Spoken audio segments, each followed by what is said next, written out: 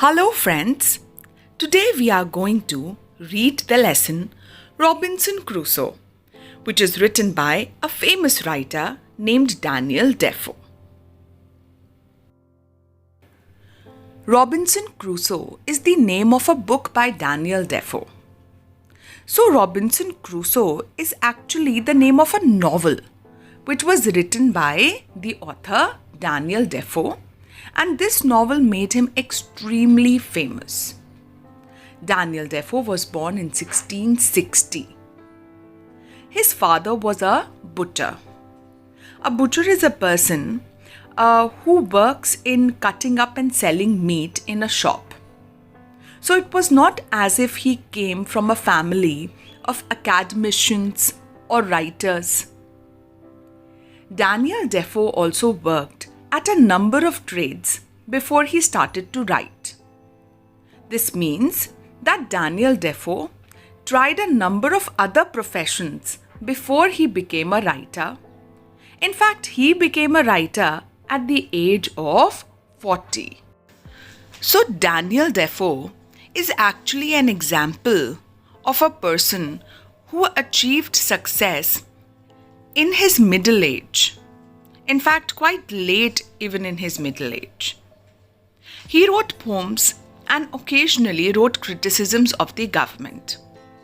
So, his novels were not the only pieces of his writing. He was also writing poetry. He wrote criticisms of the government means that he used to critically analyze the moves of the government and criticized them wherever necessary. Because of all this, sometimes he was sent to prison. When he was nearly 60 years old, he wrote the story of Robinson Crusoe. It was a great success and has been popular with children ever since. Robinson Crusoe is considered the first great English novel. That means that it was the first novel which rose extremely high in terms of popularity. In this short piece from the book, Robinson Crusoe tells us how he became shipwrecked. So, the chapter that we are going to read is actually a small portion from the original novel Robinson Crusoe. In this novel, the narrator is Robinson Crusoe himself, and in this part of the story that we are going to read, he is going to tell us that how he became shipwrecked, which means he is going to tell us how his ship got destroyed, because of which he ended up on an island that was uninhabited, where no one lived. So what does the term shipwrecked mean? Shipwrecked means that in an accident, a ship is completely wrecked. That means a ship is completely destroyed or even sunk into the sea. So come along, friends. Now let's begin with the lesson itself. We started off on our voyage in good weather, although it was very hot. After about 12 days, however, a violent tornado came from the north. The waves rose high. The skies were black and the wind howled through the sails. 2 members of the crew were washed overboard, and after a day or two, the ship began to leak. We changed our course and drove out of the hurricane. But the next day, a second terrible storm attacked us.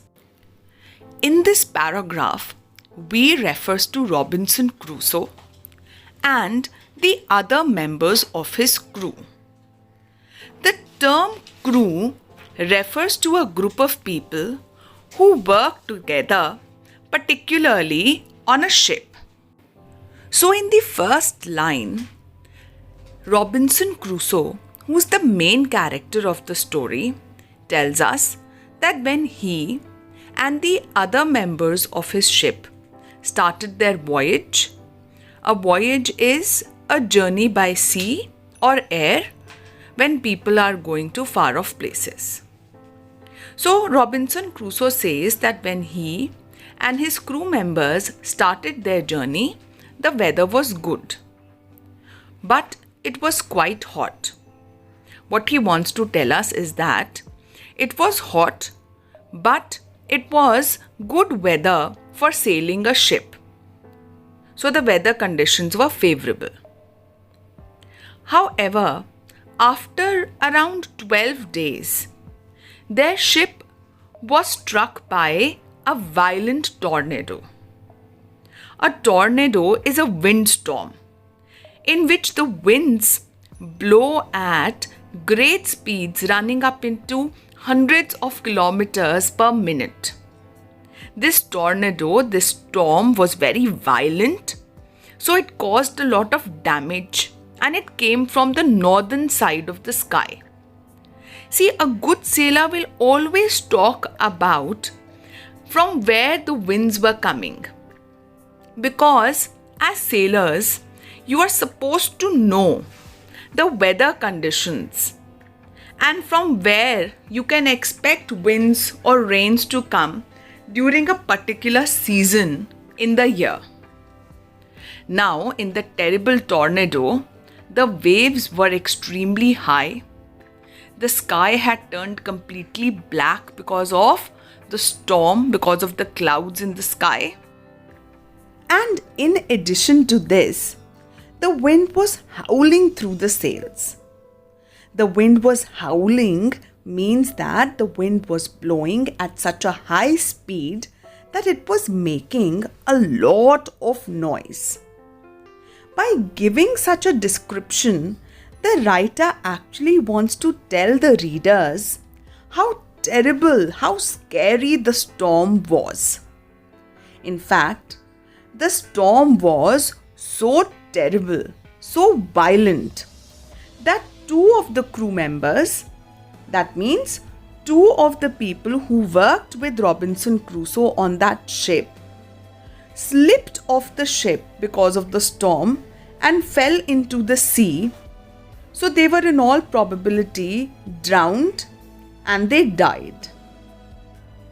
Now, after a day or two of being attacked by the tornado, the ship became so damaged that it began to leak, which means that water began to enter the ship.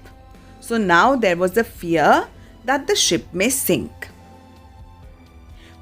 Now, Robinson Crusoe tells us that he and the other members of the crew changed their course. That means they changed their path in order to drive out of the hurricane. Hurricane is another word for a windstorm, so it's a tornado.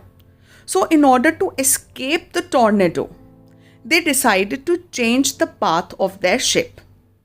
So now they are not taking the route which they had earlier decided because they are not able to bear the attack of the windstorm. However, they were suffering from really terrible luck because though they changed the path of their ship, they took a new route and managed to escape the hurricane.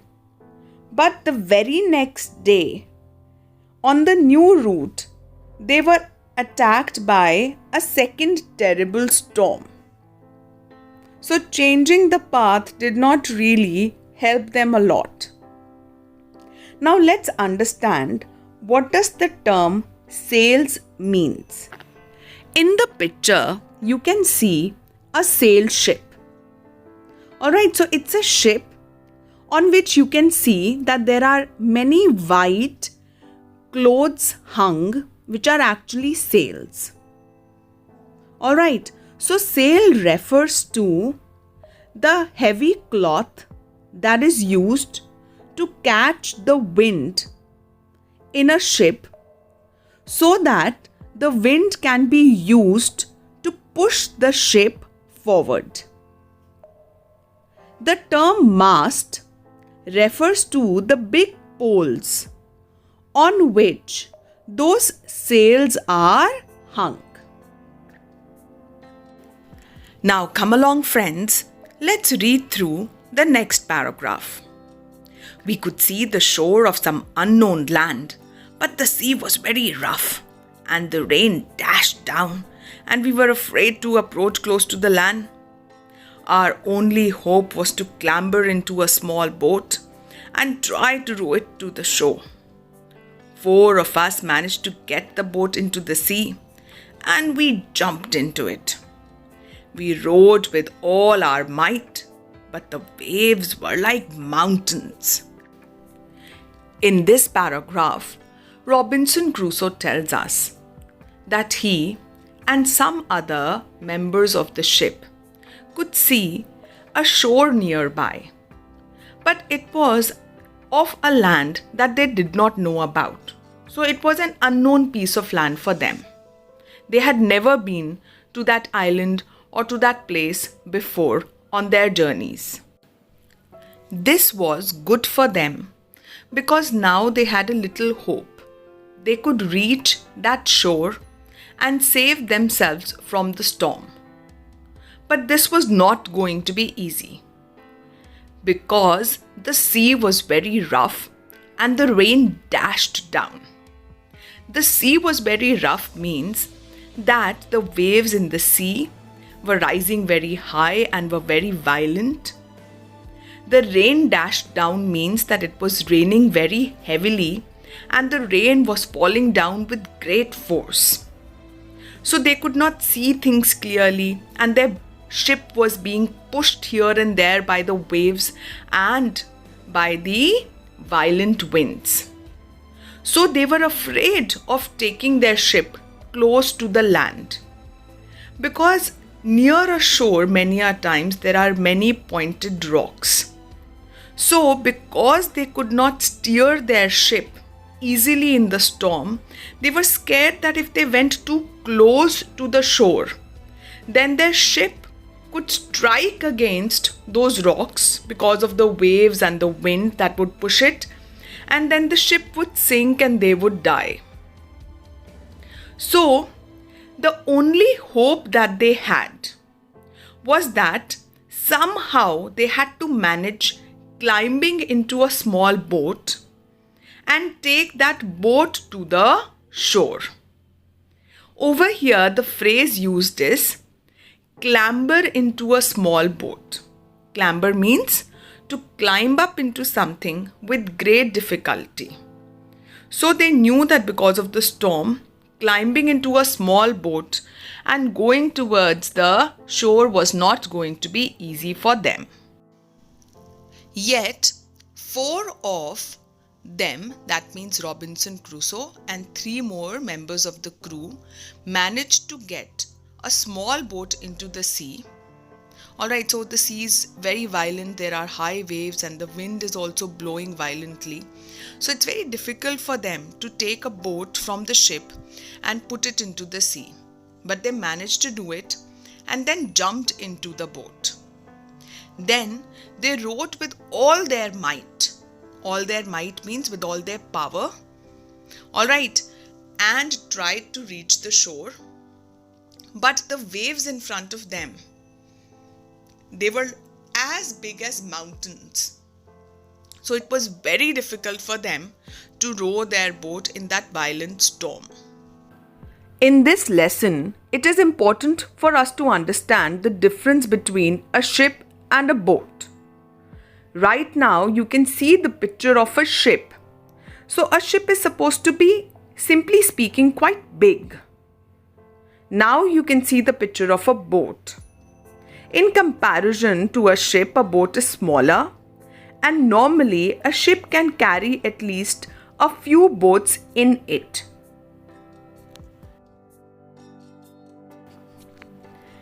In this lesson, you will see that the waves are often described as gigantic. The term gigantic means huge, very big. So the writer wants us to know that the waves in the storm were huge. Now, Let's move on to the next paragraph.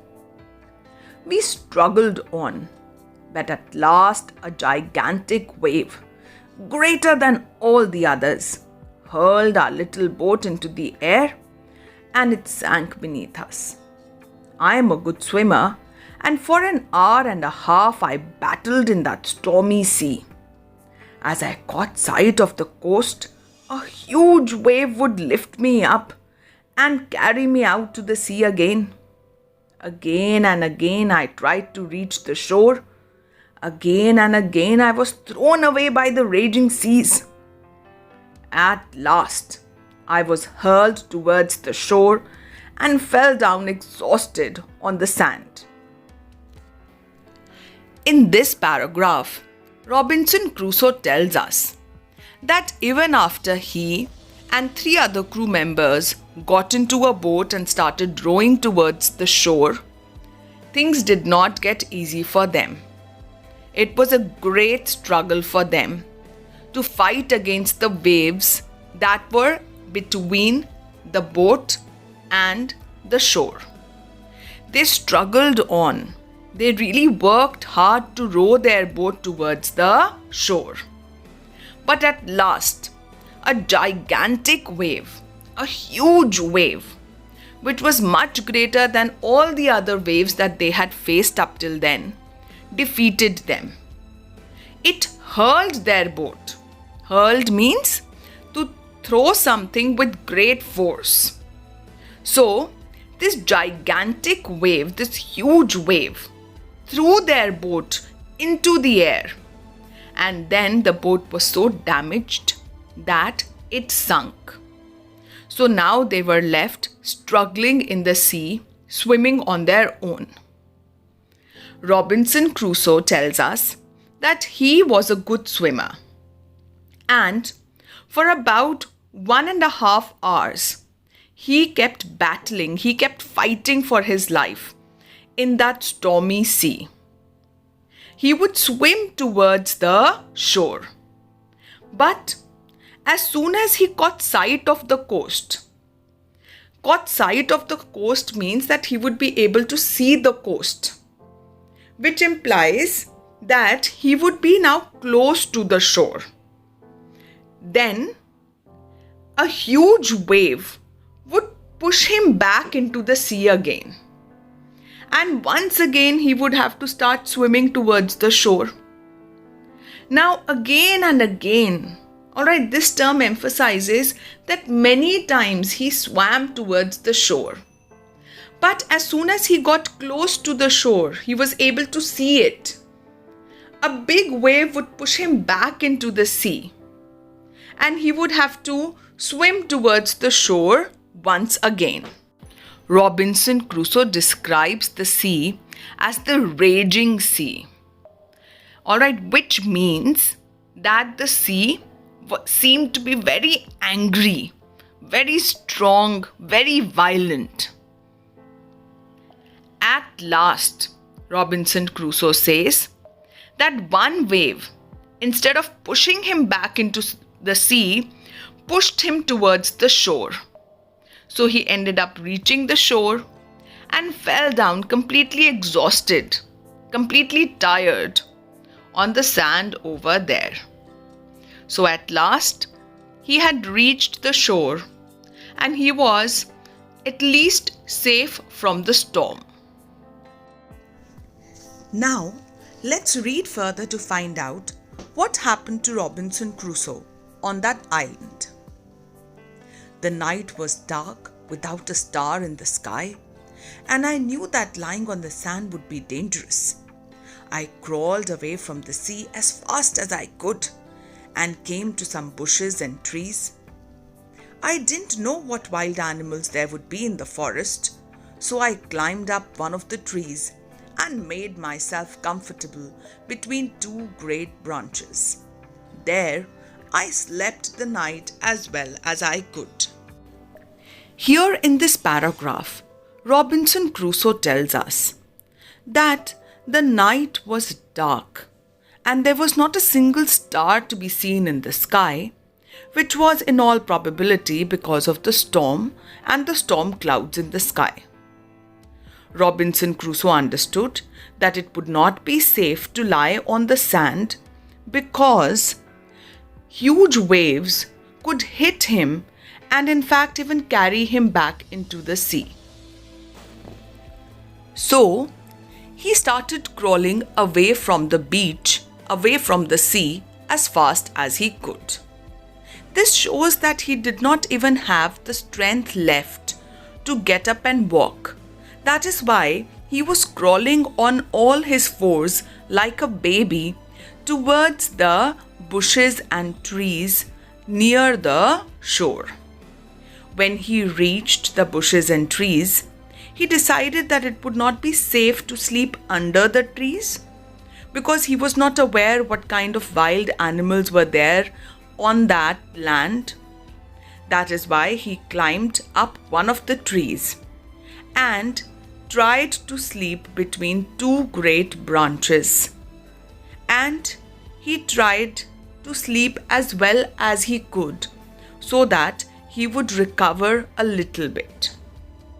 Now let's read to find out what happened the next day. In the morning, I looked out across the sea, and there was our ship, a quarter of a mile away from the shore. I came down the tree and found a stream where I drank some of the cool fresh water. I lay down and slept again. The sun was high in the sky when I woke up. I resolved to go out to the ship and to try and bring back some things which would be useful to me on the island. So the next morning when Robinson Crusoe woke up, that was his first morning on that strange unknown land.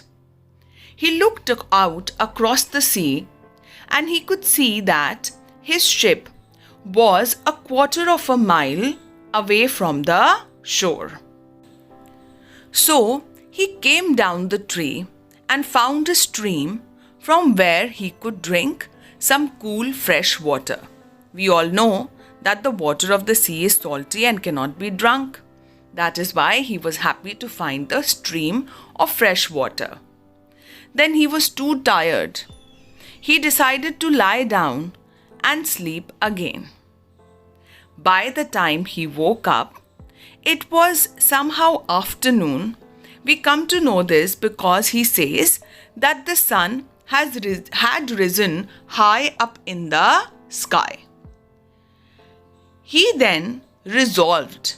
Resolved means he decided, he made up his mind that he would go out into the sea back to his ship so that he could try and bring back from the ship some of the things which would be useful to him on that island.